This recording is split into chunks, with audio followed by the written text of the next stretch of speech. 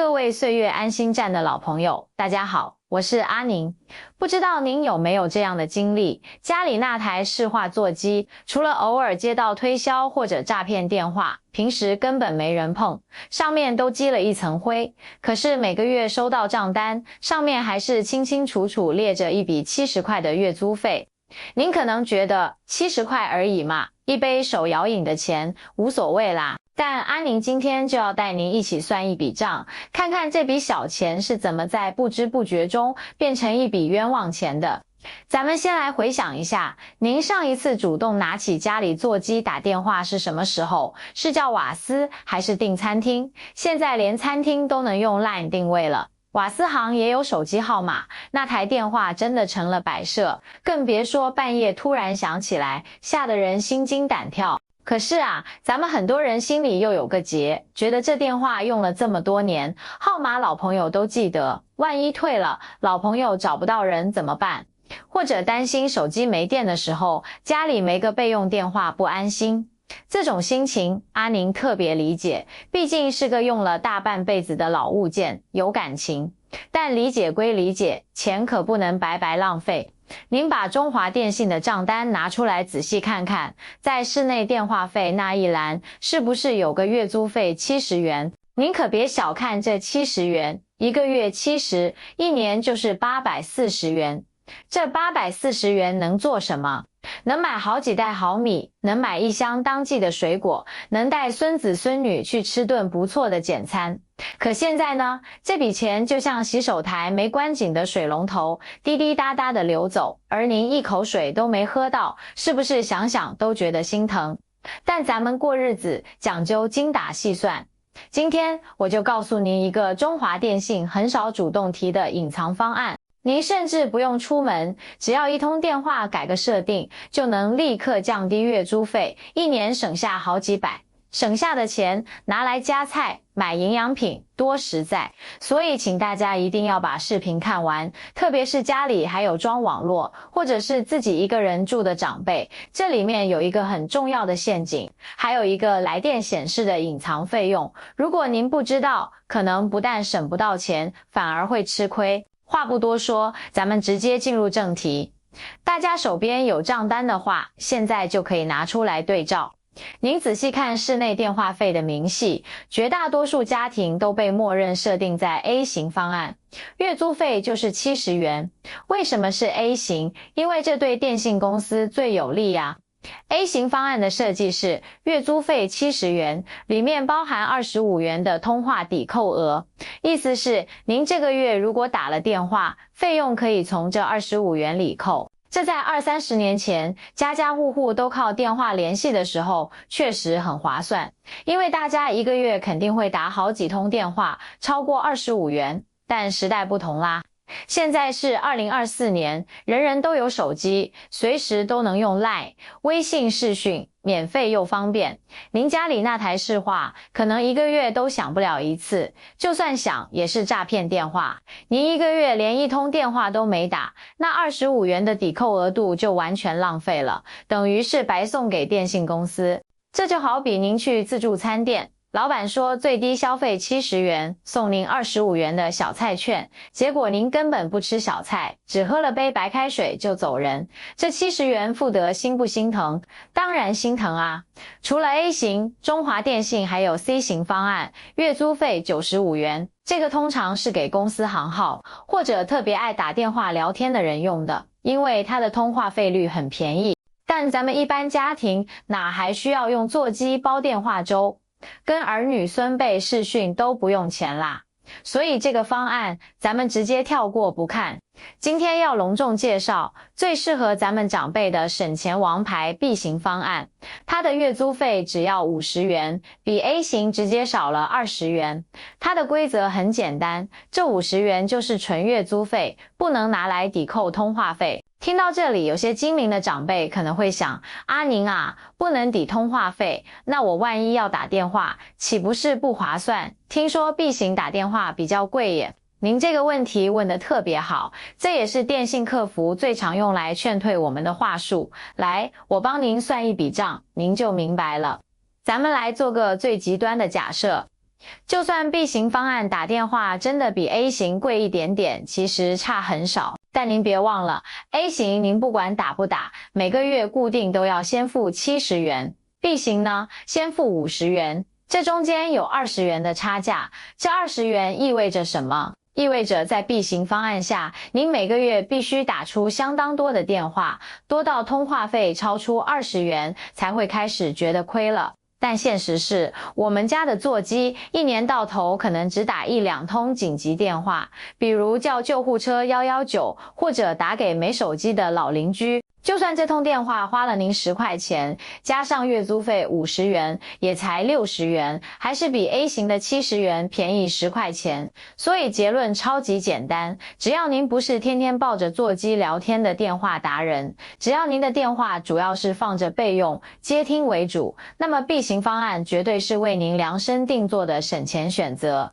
一个月省20元，一年就是240元。240元在现在物价飞涨的时候，可能去趟市场买点菜就没了。但我们换个角度想，这240元是我们身为消费者因为没有使用而应该省下来的成本，是我们应得的权益。凭什么因为我们不知道，怕麻烦，就每个月乖乖双手奉上呢？这就好比买菜时老板少找您20元，您是会客气地说没关系，还是理直气壮的要回来？我相信大家都会选择要回来。现在去更改方案，就是把这本该属于我们的钱理直气壮的拿回来。说到这里，可能有些性格急的朋友会想，阿宁，既然这电话都没用，干脆退掉算了。一个月70，一年840，全省下来，不是更痛快？哎呦，千万先别急，这就是我今天要讲的第二个重点，也是市话最重要的隐藏价值。为什么我只说改方案，而不是鼓励大家退租？因为保留这台电话，就算改成月租50元的 B 型，它依然有2个花钱也买不到的保命功能，价值远远超过那几百块钱。第一个功能，我称它为不断电的救命线。年轻人可能觉得手机万能，但我们经历过的长辈都懂，台湾台风、地震多，天灾来时会发生什么事？大家回想一下过去大台风或921地震的时候，是不是经常全台大停电？手机一下子就没了信号，为什么？因为手机的基地台需要电力，大规模停电时，备用电池撑不了多久。一旦基地台没电，你手上那只再贵的智能手机立刻变成一块会发光的板砖，既不能打也不能接。这时候，家里那台看起来老旧的有线电话就成了唯一可靠的救命通道。传统市话系统的电力是电信机房通过电话线直接供应的，独立于我们家里的供电系统。所以，就算您家里停电，一片漆黑，甚至整条街都断电了，您拿起电话听筒，依然能听到那平稳的嘟声。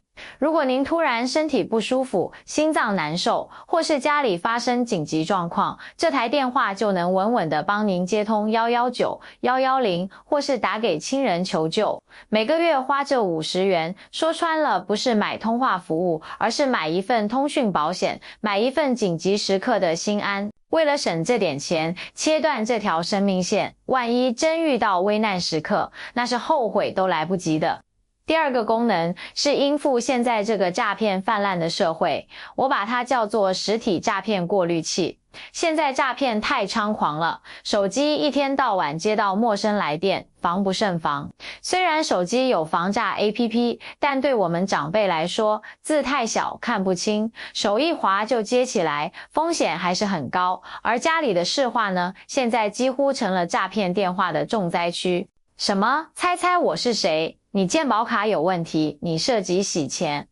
10通里有8通都是这种。我的建议是，我们保留这条市话，但跟所有子女、亲人、重要朋友说好，以后找我一律打手机或 LINE， 家里的电话我基本不接。这样一来，这台市话就变成了一个诈骗专用垃圾桶。